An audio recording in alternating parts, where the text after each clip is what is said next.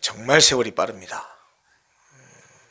어떤 사람들은 그런 얘기를 하더라고요. 인생의 그 나이에 맞추어서 인생에 가는 속도가 느낌이 온다. 20대는 시속 20km 정도로 달리는 자동차와 같고 40대는 시속 40km 정도로 달리고 60대는 시속 60km 정도 달리는 그런 느낌으로 인생이 달려가는 것 같다 하는 말을 하는 그런 얘기를 많이 들었습니다. 저도 지금 50대 중반을 넘어섰는데 20대 때를 기억해 보면 정말 그때는 세월이 안 가더라고요. 그 사회생활 하면서 다른 사람들한테 나이가 좀 많아 보이려고 했던 기억이 나는데 이제는 저도 이제 중년이 되다 보니까 한 살이라도 젊어 보인다고 한다면 기분이 좋아지고 또 과거에 비교해 보면 세월이 정말 빠르구나 하는 그런 생각을 하게 됩니다. 우리는 늘 하루하루를 새로운 날로 맞이합니다. 자고 일어나면 새로운 날이고 또 자고 일어나면 새로운 날이고 늘 맞이하는 하루하루가 이렇게 새로운 날이지만 특별히 연말에 되어서 해가 바뀌는 시기가 되면 항상 그런 생각을 하는 것 같아요. 지나간 한 해가 너무 아쉽고 또 한편으로는 아쉬우면서도 다른 한편으로 빨리 새해가 왔으면 좋겠다라고 생각하기도 합니다. 왜 새해를 빨리 맞이하고 싶고 지금 살고 있는 헌 해를 빨리 보내버리고 싶어 할까? 아마 그런 것 같아요. 사람은 누구나 연초에 시작할 때 올해는 이랬으면 좋겠다, 이렇게 살이라라고 생각했지만 한 해를 지나고 나서 가만히 되돌아보면 자기가 바라고 원했던 것이 100%다 만족되도록 그렇게 1년을 산 사람은 아마 거의 없으리라고 생각합니다. 어떤 면은 후회가 막급하고 그때 내가 그런 선택을 하지 말았어야 되는데 그때 이러지 말았어야 되는데 왜 하나님께서 이렇게 해주셔서 이렇게 완성되고 이렇게 됐으면 좋겠는데 왜 아직도 이렇게 될까? 뭔가 일이 꼬이고 안 되고 하는 걸 보면서 그래 새로운 해가 되면 새로운 마음으로 다시 다짐해서 그렇게 이뤄버리라 하는 마음에서 지나간 세월에 대한 아쉬움 그리고 완성되지 못한 것에 대한 안타까움 그래서 빨리 잊어버리고 새로운 것을 시작하고자 하는 마음이 있어서 그렇게 새해를 기다리는 것이 아닌가 하는 생각을 하게 됩니다. 여러분이나 저나 지난 한 해 동안에 좋은 일도 있었고 나쁜 일도 있었습니다. 즐거운 일도 있었고 슬픈 일도 있었을 것입니다. 본문을 보면 처음에 시작할 때 어떤 말씀으로 시작하냐면 범사에 기한이 있다고 합니다. 범사 모든 일에 기한 정해진 때의 한계가 있답니다. 그리고 천하만사가 다 때가 있다고 합니다. 이것은 사실 누구나 다 아는 그런 진리입니다. 누구나 다 아는 이치입니다. 인생의 이치요 인생의 진리입니다. 굳이 성경에 있어서 진리가 아니고 우리가 살아가다 보면 누구나 알게 되는 인정할 수밖에 없는 그런 자명한 삶의 진리입니다. 그런데 이 자명한 진리를 우리는 살아가면서 너무나 잘 잊어버리고 살아갑니다.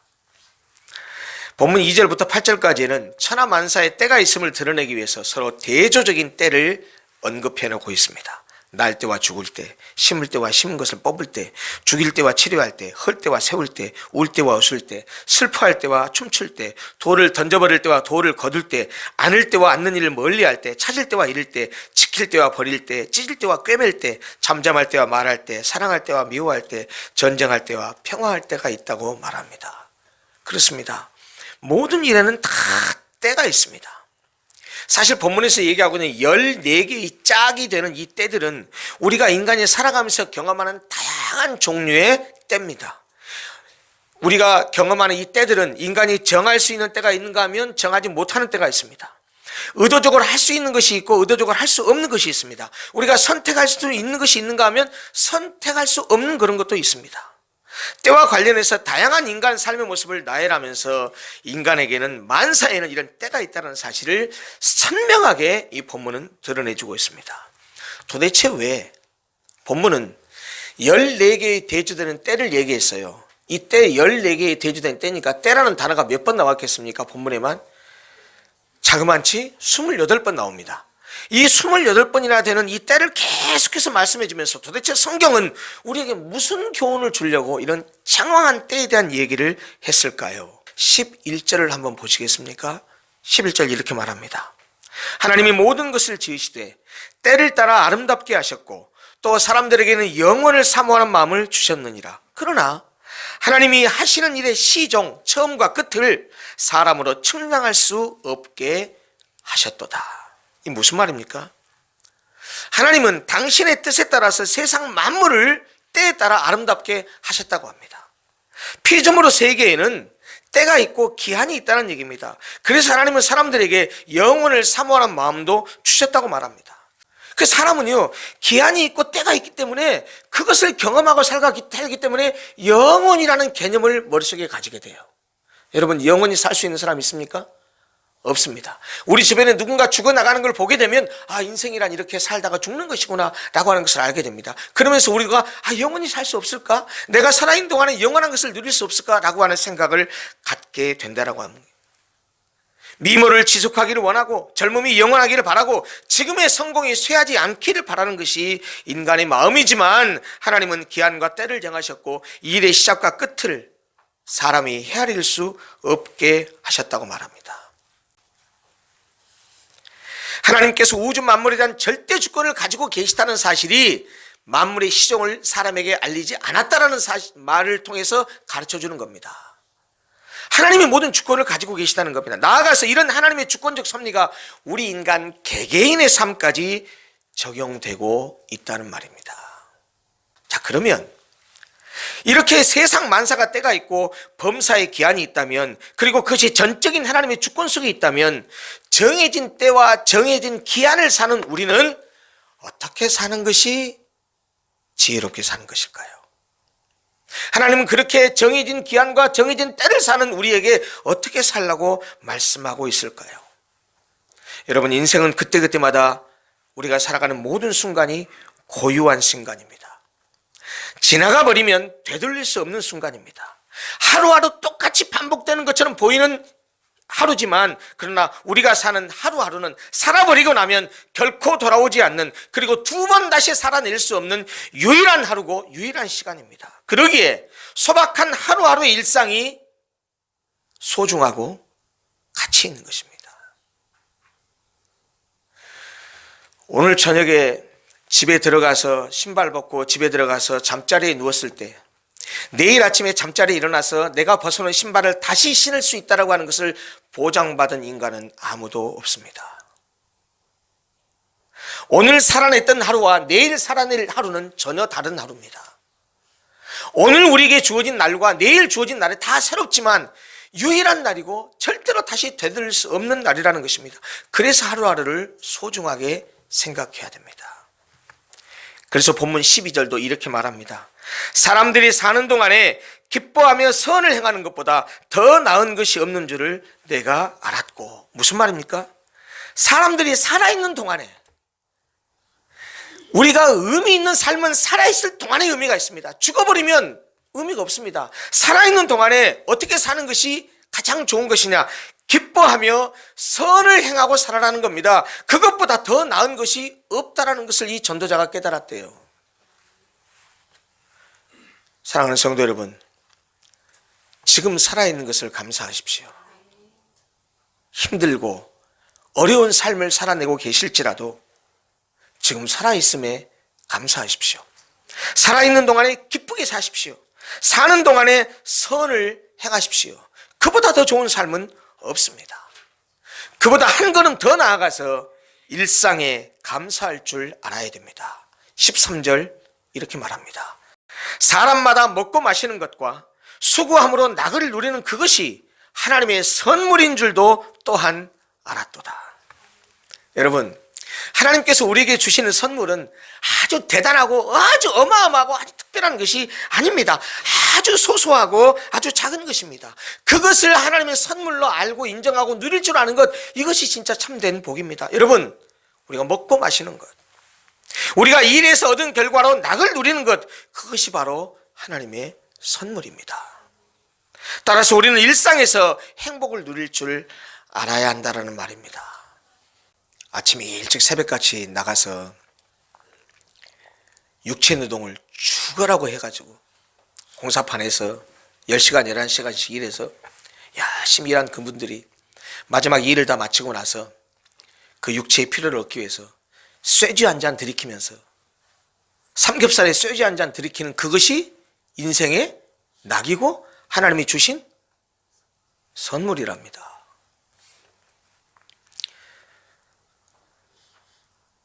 여러분, 맨날 술이 취해서라는 말이 아닙니다.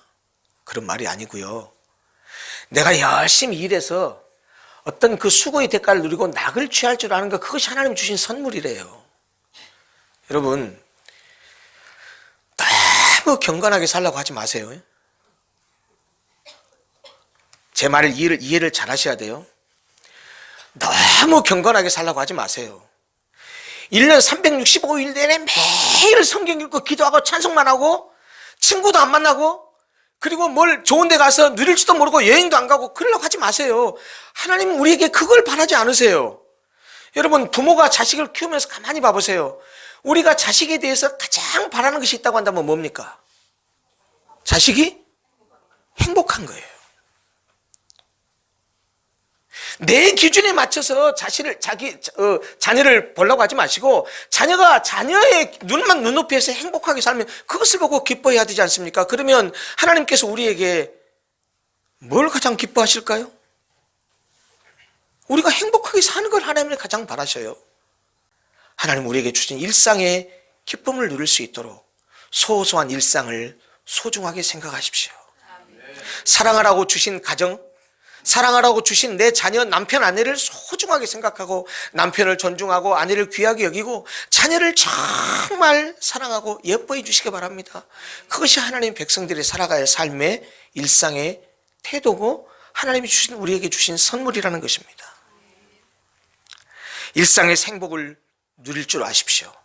소소한 행복 속에서, 소소한 것 속에서 행복을 누릴 줄 아는 성도들이 됐으면 좋겠습니다. 잊지 말아야 할 것이 있습니다. 14절입니다. 하나님께서 행하시는 모든 것은 영원히 있을 것이라.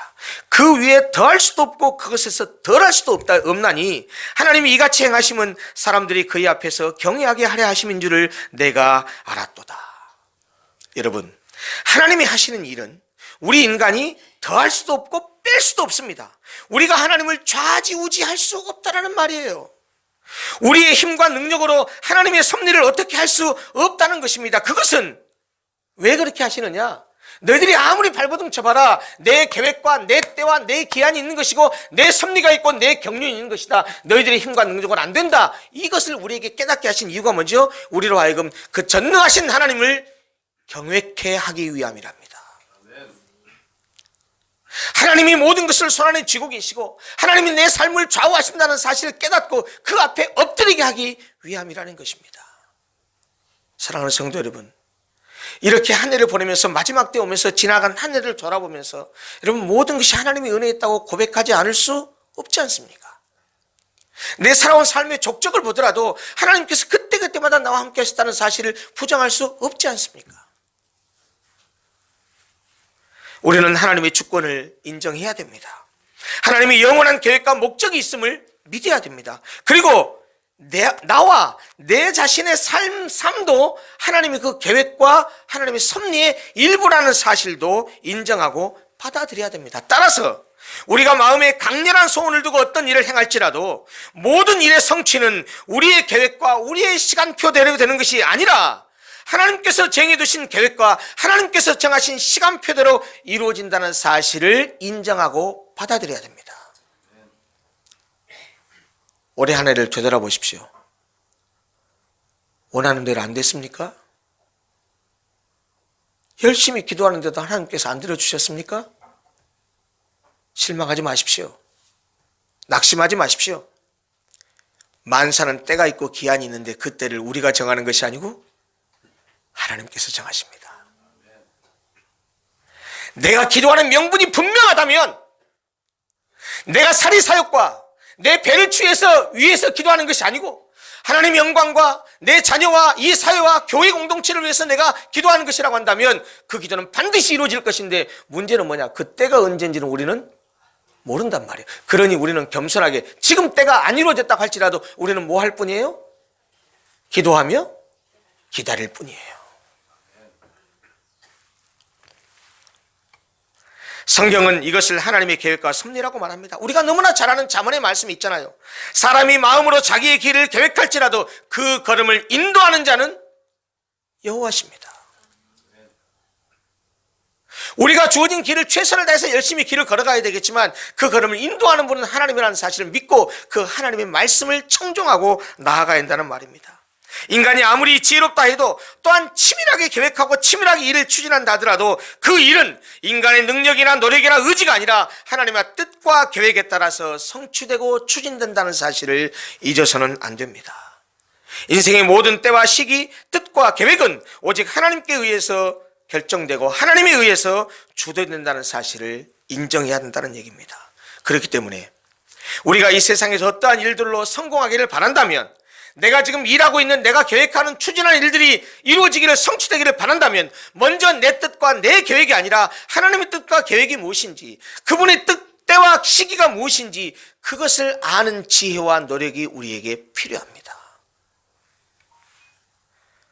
우리는 이것을 받아들인다면 아까도 말씀드렸다시피 우리는 그분 앞에 그분을 경외할 수밖에 없고 그분의 무한함 앞에서 우리의 무릎을 꿇을 수밖에 없다는 사실입니다.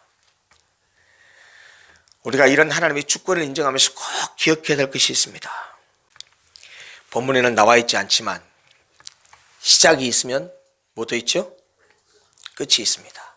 그러니까 이 본문에 집어넣는다면 시작할 때가 있으면 끝날 때가 있나니, 시작이 있었기 때문에 끝이 있습니다. 한 해의 시작이 있었기 때문에 오늘 한 해의 마지막 주를 우리가 지금 앞에 당도해 있는 겁니다.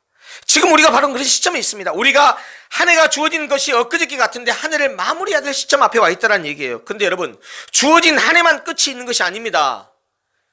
우리 인생에도 끝이 있습니다. 여러분, 이 말 혹시 들어보셨어요? 메멘토 모리, 라틴어입니다. 옛날 로마에서는 전쟁에서 원정을 갔던 이 장군이 승리를 하고 돌아오게 되면, 개선 장군이죠. 그러면 개선 장군이 그 사람들 앞에서 막 시가행진을 할 때 노예를 시켜서 이 행렬 뒤에서 큰 소리로 외치게 했답니다. 그 말이 메멘토 모리, 메멘토 모리. 그 메멘토 모리라는 말의 뜻이 무엇인 줄 아십니까? 죽음을 기억하라. 네가 죽을 것을 기억하라. 전쟁에서 승리했다고 너무 우쭐하지 말아라. 오늘은 네가 개선 장군일지 모르지만 너도 언젠가는 죽는다. 그러니 겸손하게 행동하라. 그래서 개선 장군 뒤에서 노예들이 메멘토 모리, 메멘토 모리 하고 소리치르게 했다고 합니다. 하나님은 천하범사의 기한을 두시고 목적을 이룰 때를 정하셨습니다. 하나님께서 인생을 포함하여 우주 모든 만물과 일에 대해서 절대 주권을 가지고 계십니다.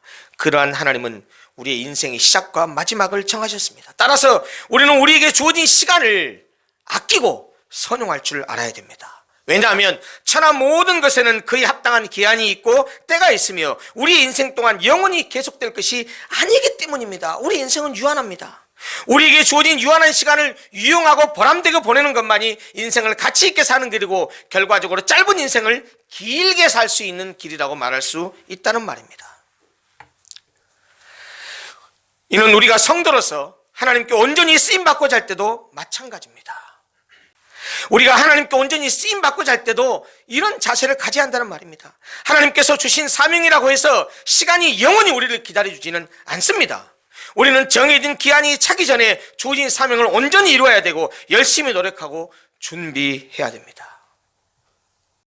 목사는 목사로서, 장로는 장로로서, 안수집사는 안수집사로서, 구역장은 구역장으로서, 권사는 권사로서 자기의 직분과 사명을 최선을 다해야 되는 거예요. 그것이 우리가 하나님 앞에 짧은 주어진 기간에, 삶의 때가 정해진 기간 동안에 최선을 다해서 하나님 백성답게 살아가는 삶의 태도라는 것입니다.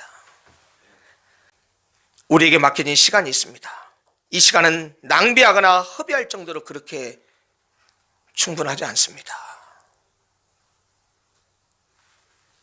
마치 시험장에서 분초를 다투면서 문제를 풀어나가는 그런 입시생들처럼 우리 역시 1분 1초의 시간조차도 소중히 여기고 헛되이 보내지 않도록 노력하고 그 시간을 선용해야 된다는 말입니다. 만약 하나님께 쓰임받고 살아가기를 원한다고 한다면 당장 분초를 아껴서 충성하십시오. 그리고 제발 이런 말 하지 마십시오. 나중에 할게요. 환경이 좋아지면 할게요. 여러분, 그 말은요, 안 한다는 말입니다. 어떻게 하면 돼요? 언제 해요? 지금 하세요. 지금. 미루지 마세요. 여러분, 지금 하지 않는 사람은요, 나중에 안 합니다. 우리 인생에는 역경과 순경이 교차합니다. 성공과 실패 역시 거듭됩니다. 높아지고 낮아지는 것도, 부하고 가난한 것도 계속 반복됩니다. 그렇게 어떤 순간에도 실망할 것도 없고 자만할 것도 없습니다. 또 다른 극단을 생각해야 됩니다. 높이 올라갔으면 뭘 생각해야 돼요? 내려갈까 생각해요. 내가 지금 저 밑바닥에 있으면 뭘 생각해야 돼요? 올라갈 때를 생각해야 됩니다. 그러면서 지금 주어진 삶의 현장에서 최선을 다해서 살아가는 것, 그것이 그리스도인들의 온당한 삶의 자세예요. 그리고 지금 할 수 있는 것만 하면 됩니다. 지금 욕심 부리지 마세요. 지금 내가 할 수 있는 것만 하면 돼요. 내가 주어진 삶 속에서 내가 이만큼 할 수 있으면 그만큼 충성하십시오. 또 하나님께 여건을 허락해서 이만큼 허락하시면 또 그대로 하시면 되고요. 그런데 지금은 능력 없고 힘이 없다고, 나중에 할게요. 나중에 돈 벌면 할게요. 나중에 시간 나면 할게요. 아니, 그렇게는 미루지 마십시오. 여러분, 모든 것은 결국 죽음으로 귀결됩니다. 예? 모든 것은 죽음으로 끝납니다. 모든 것은 죽음으로 허무하게 헛된 것으로 끝납니다. 그러나 하나님께서 모든 인생에 대해서 각각의 기한과 때를 정하셨고 그 섭리를 따라 세상을 다스리고 계신다는 사실을 우리가 인정하고 받아들인다면, 어떻게 하면 이것을 극복하고 살아갈 수 있는가를 우리가 하나님 주신 말씀을 기억하고 그런 삶의 방법으로 살아가야 되는데, 성경은 뭐라고 말하느냐? 기억하십시오. 오늘 우리에게 주셨던 말씀, 첫째, 소소한 일상에 감사해라. 소소한 일상에 감사하고 살아라. 그리고 일상에서 하나님이 주시는 선물이라고 생각하고 아주 소소한 것으로 기쁨과 낙을 누리고 살아가라. 여러분, 가정에 조금 소홀했다고 한다면 2019년에는 소외된 가정, 남편, 아내, 자녀들과 시간을 좀 같이 보내십시오. 네? 사업한다고, 가게한다고, 일한다고 맨 바깥에 나돌아다니다가 집안에서 아내가 죽는지 먹는지 뭐 하는지 관심 없게 살아가지 마시고, 한 달에 한 번, 분기별 한 번이라도 사랑하는 아내 데리고 가서 근사한 데 가서 좀 맛있는 음식도 사주고요. 데리고 어디 1박 2일로 나가서 좋은 데 가서 구경도 시켜주고요. 그런 삶도 좀 사십시오. 그렇게 살아가야지. 너무 일에 파묻혀서, 그렇게 일해서 뭐 하시려고요? 그렇게 돈 벌어서 뭐 하시려고 그러세요? 결국은 행복하게 살기 위함 아니에요? 그 행복은 큰 데서 오는 게 아니고 소소한 일상에서 온다는 사실을 꼭 기억하십시오. 그리고 지금 우리에게 주어진 현실 속에서 최선을 다해서 하나님 앞에 충성하시기를 바랍니다. 내가 할 수 있는 것만 하시면 됩니다. 오늘 2018년 마지막 주입니다. 돌아보시면서 하나님의 은혜에 감사하시고, 또 부족한 것이 있다고 한다면 이제 내년은 이렇게 살아야지 라고 결단하면서 새로운 삶, 새로운 마음으로 새로운 한 해를 맞이하게 됐으면 좋겠습니다. 기도하겠습니다.